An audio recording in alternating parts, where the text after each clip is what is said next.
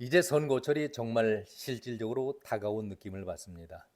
의원들은 기회가 될 때마다 국회 안이라든가 또 밖에서 자신을 알리기 위해서 무던 애를 쓰고 있습니다. 오죽하면은 표만 된다고 하면은 조상의 묘도 판다, 부모의 묘도 판다라는 그런 얘기를 하고 있습니까? 깜나라 조진국 시간입니다. 오늘은 민주당의 양경숙 의원에 대해서 말씀을 드리죠. 솔직히 의원이라는 호칭을 붙이는 것도 사실 부끄럽습니다. 그래서 그냥 호칭을 떼고 그냥 말씀을 드리겠습니다. 양경숙, 전라북도 임실군에서 태어났고 올해 1962년생이니까 61살입니다. 30년 동안 민주당에 몸을 담고 있고 더불어시민당의 비례 17번으로 끝자리에서 당선이 됐습니다. 자연히 민주당과 합당이 되면서 자기의 제자리 민주당으로 복귀를 했습니다. 얼마 전에 이태원 할로윈 참사 1주년을 맞이했었죠. 다시는 그런 아픈 일들이 재현되지 않기를 바라는 마음에서 다시 한번 그런 일이 절대 벌어지면 안 되겠다라는 걱정스러운 마음에서 이 얘기를 진행해 보도록 하겠습니다. 양경숙이 국회 운영위에서 참사와 관련된 질문을 했습니다. 그렇게 많은 사람들이 안타까움을 당했는데 차라리 공포탄이라도 쏴서 길을 내든지 했어야 하는 것 아니냐, 이런 말을 했습니다. 저는 그 얘기를 듣는 순간 몸에 소름이 쫙 끼쳤습니다. 깜짝 놀랐습니다. 어떻게 국회의원이라는 사람이 저런 말을 할 수가 있을까? 양경수가 정말 정신이 올바로 된 사람인가? 저는 의심을 했습니다. 참사의 현장이 어떠했습니까? 이태원고 해밀턴 호텔 옆에 골목이 사람으로 인산인하가 되면서 움직일 수도 없을 정도로 가득 차 있었지 않습니까? 그래서 거기서 들려오는 소리가 어떤 소리였습니까? 밀지 말라, 밀지 말라, 사람들이 넘어져 있다, 이런 아우성 소리가 들리고 있는데, 아니 그렇게 아수라장이 되고 있는 그 현장에 공포탄이라도 총을 쏜다? 그러면 그 상황이 어떻게 확대가 되겠습니까? 참사가 더 큰 참사로, 대형 참사로, 비극으로 벌어지지 않겠습니까? 되도록이면은 사고가 더 확대가 되지 않도록 차분하게 진정을 시키고 그 분위기를 빠져나오도록 만드는 것이 당사자들의 책임이고 그때의 책임자들이 할 일인데, 아니 공포탄이라도 쏴서 길을 열어야지. 양경수 씨, 총소리 한 번 나면은 어떻게 되는지를 모르십니까? 발 디딜 틈도 없다라고, 움직이기도 힘들다라고 옆에서 아우성 치는 소리가 들리는데 공포탄을 쏜다. 쏘는 사람이야 이것이 실탄이 아니니까 생명에는 관계없다라고 생각할 수도 있겠지만은 그 총소리에 놀라는 그 시민들은 어떤 모습일까요? 어떤 행동을 보일까요? 총소리 하나만 나더라도 비극은 더 엄청나게 확대가 되는 것입니다. 그러지 않아도 아비규환 속에서 많은 사람들이 넘어져 있고 그 넘어지는데 또 넘어지고 사람들이 덮쳐 있는 상황 아닙니까? 이런 상황에서 총소리가 난다면은 그 위에 덮치고 덮쳐서 몰사 사건이 일어나는 것 방조하자는 얘기입니까? 아무리 상황을 모른다 할지라도 의원의 입에서 어떻게 그런 무식한 소리가 나올 수 있습니까? 정말 양경숙이라는 사람이 국회의원 자격을 갖춘 사람입니까? 양경숙이가 의원 초기 때에, 그러니까 문재인 정권 초기 때의 일이죠. 이주열 하는 총재가 재정 준칙이 산만해지면은 우리나라 경제에 커다란 불이, 빨간 불이 켜지니까 엄격한 재정 준칙이 필요하다. 나라 살림 걱정을 위해서 한 얘기였는데 여기에 대고 양경숙이가 하는 얘기는 너나 잘 하세요. 이것이 조롱입니까? 인신 공격성, 이것이 어떻게 의원의 입에서 나올 수 있는 소리입니까? 가만히 이 여자를 보니까 여성을 떠나서 말하는데도 기본 소양을 갖추지 못한 그런 여자인 것 같습니다. 지난번에 왜 안민석이가 그런 얘기를 했었죠. 윤석열 정부가 최대 위기를 만나게 되니까 대한민국의 대표적인 연예인들 이선균과 지드래곤을 마약 혐의로 입건하고 있다. 덮으려 한다. 이런 얘기를 했었습니다. 그리고 증거는 없다. 아니, 증거가 없는데 이것을 가공해서 만든 것이 안민석 아니었습니까? 윤지호의 매니저 역할을 하더니 이제는 마약 혐의자들에 대해서도 매니저 역할을 하겠다라는 웃지 못할 매니저 희극 개그를 보여줬던 안민석. 이번에 양경숙과 무엇이 다른지. 엊그제 양경숙이가 안민석에게 뒤질세라 국회 질의에서 한동훈 장관과 행안부의 이상민 장관에게 질의를 계속한 것이 있었죠. 한 장관에게는 그야말로 속사포 터지듯이 계속 질의를 했습니다. 왜 작년만 해도 검찰이 압수수색 영장 청구 건수가 40여만 건이나 되는데 91%의 영장 발부를 했다. 대명천지에 이 나라가 검찰이 설치는 나라냐? 이렇게 몰아붙였습니다. 우리도 이재명의 영장 그 발부 사건에 대해서 많이들 공부했지 않습니까? 이제는 웬만한 아니 거의 모든 국민들이 다 알고 있습니다. 영장 청구는 검찰이, 영장 발부는 판사가, 그 정도는 다 알고 있는데 아니 영장 청구한다고 해서 기각이 되면은 아무것도 아니지 않습니까?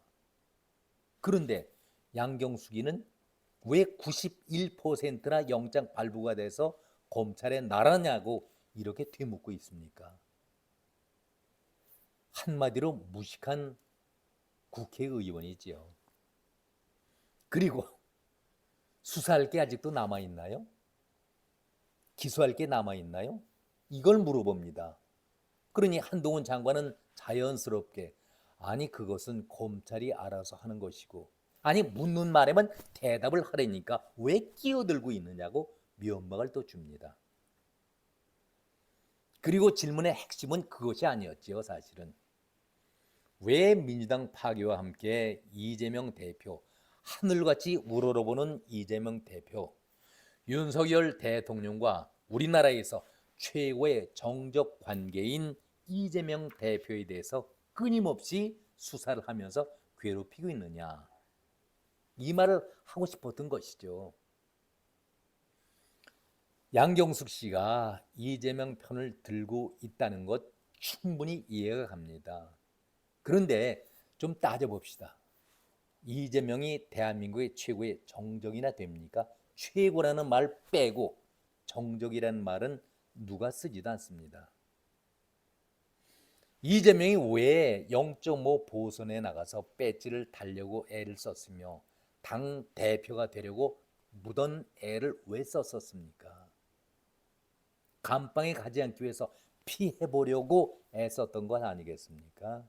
그런데 최고의 정적이라니 이재명이가 어떻게 이 나라의 최고의 정적입니까? 한동훈 장관이 분명히 얘기했지 않습니까? 당대표 이재명이 아니라 성남시장 때의 이재명, 경기도지사 때의 범죄 사실, 중대한 범죄가 너무나도 많은 범죄 피고인 이재명에 대해서 얘기하고 있는 것입니다. 공천을 받고 싶은 마음이야 우리가 충분히 헤아리지만은 너무나도 제명 어천가를 일방적으로 부르는 것은 그렇게 좋아 보이질 않습니다. 행안부 장관과의 대담에서 재미있었죠. 글쎄 재미있다는 표현이 옳은 것인지 모르겠지만은 안민석의 개그를 다시 한번 보는 듯 그런 느낌이었습니다. 결론적인 말씀이죠. 그런 머리로 어떻게 장관을 하나? 그런 머리로 대한민국의 국민의 안정을 책임질 수 있는가? 한심하기 짝이 없는 그런 질문이었습니다. 이상민 장관이 묵묵히 듣고 있다가 한마디 던집니다. 의원님보다 안 똑똑해서 송구합니다. 이 한마디에 그저 양경숙은 글쎄요, 끝나고 나서 집에 가서도 화끈거리는 얼굴, 부끄러움을 본인이 혼자서 많이 느꼈으리라고 저는 그렇게 생각을 합니다. 사람이라면 반드시 그 부끄러움을 알아야 하지 않겠습니까? 정말 의원의 입에서 이런 질문이 나온다는 것 자체가 부끄러운 일 아닙니까? 지난번에 장동혁 의원이 따끔하게 국회 예결위에서 이런 얘기를 했었죠. 300명의 국회의원들 가운데서 다른 의원이 질의할 때에 제일 많이 딴지를 건 사람이 양경숙 의원이다. 본인이 그동안 본회의나 다른 질의 시간에 다른 의원 발언에 얼마나 끼어들었던지 속기록을 보고 와서 말해달라. 그야말로 치명타를 날린 거 아니겠습니까? 양경숙이 그걸 쭉 듣고 있다가 다른 분도 딴지 걸었어요. 옹색한 답변인데 이것이 답변입니까? 정말 부끄러운 양경숙 의원, 양경숙 씨. 한마디로 쪽팔리는 짓을 이제는 그만했으면 좋겠습니다. 저는 이참에 비료 대표 제도에 대해서도 한 말씀 드리겠습니다. 국민의힘의 혁신위에서는 그 대상층을 30에서 40대로 낮추겠다. 그리고 실력 있는 사람들을 천거하겠다. 이런 안을 내놓았지만은 제 개인적인 생각은 이참에 완전히 비료 대표 제도는 폐지하는 것이 옳다. 저는 그렇게 생각을 합니다. 아무 쓸모가 없는 제도 아니겠습니까? 선거철만 되면은 새로운 얼굴을 찾는다. 참신한 얼굴을 영입한다라는 그런 뜻으로 여기저기를 찾는데 전무성이라든가 인간성 등 그 사람을 정말로 차분하게 검증할 수 있는 그 제도는 차치해 두고 누가 가장 지금 인기가 있는 사람이야? 누구를 먼저 뺏기지 말고 우리 당으로 모셔와야지. 그 정도 아니겠습니까? 이렇게 비례를 구하다 보니까 한마디로 함량 부족된 자들이 대거 배지를 달게 되는 겁니다. 여러분 노무현 시절 때에 탄핵 당할 때에 탄도들이 대거 국회로 들어온 거 기억하십니까? 그것이 386 세대였습니다. 지금은 586 세대가 됐지만은 우리 국회가 그때부터 더 오염이 되고 저주라 되었다고 저는 생각을 합니다. 우리 헌법에는 200에서 300명까지 의원 수를 두고 있습니다. 그런데 혁신위에서 10%의 감축안을 제시했으니까 일단은 지켜볼 일입니다. 그러나 제 생각에는 의원이 너무 많습니다. 정말 욕심 같아서는 100명 정도가 정답이다. 100명 정도가 정답이다. 그런 생각을 가져봅니다. 다시 비례 문제를 생각해 보죠. 그동안 이번 국회에서 비례의원들이 얼마나 국회를 혼란스럽게 망가지게 했습니까? 저주라 시켰지요. 김의겸이 제일 먼저 떠오릅니다. 많은 사람들은 이렇게 말씀들 하시대요. 보기는 좋았다. 재미도 있었고 말하는 그 분위기를 보니까 좀 재미가 있더라. 이런 말씀들을 하시는데 저는 참 그 말을 듣는 순간 불행한 국회다. 그런 말씀을 드립니다. 정말 다시는 보지를 말아야 할, 없어져야 할 그런 국회의원 중에 한 사람이 김의겸 아니겠습니까? 최강욱, 이미 배지는 날아갔지만 3년 6개월 동안 국회에 나와서 온갖 비행을 저질렀던 사람 아닙니까? 왜 이런 자들에게 본인은 물론이고 보좌관까지 생활비를 국가가, 국민들이 대줘야 합니까? 윤미향이는 어떻습니까? 또 신현영이 코로나 덕분에 의원 배지를 달고 얼마나 갑질 행사를 했습니까? 교만하고 오만한 태도를 보였던 신현영도 마찬가지죠. 이외에도 오늘 말씀드린 양경숙, 말할 것도 없지요. 그 다음에 양이원영, 요새 양이원영은 의원 활동을 하고 있습니까? 도대체 어디에 있는지 모르겠습니다. 후쿠시마 오염수 방류 문제로 일본까지 2번씩이나 가면서 얼마나 활발하게 방류를 막는다고 소리 외쳤었습니까? 국내를 돌아다니면서 우리나라가 다 국토가 오염되고 폐수가 되어가고 있다.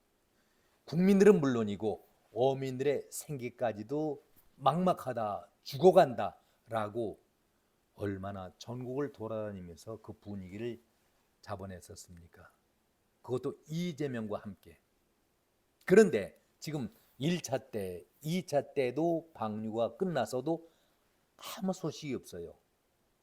제가 알기로는 3차도 방류가 시작된 것으로 알고 있는데 왜 후쿠시마 오염수에 대해서 핵폐수라고까지 강하게 반발했던 민주당과 양이원영, 그 다음에 이재명은 아무 얘기가 없습니까?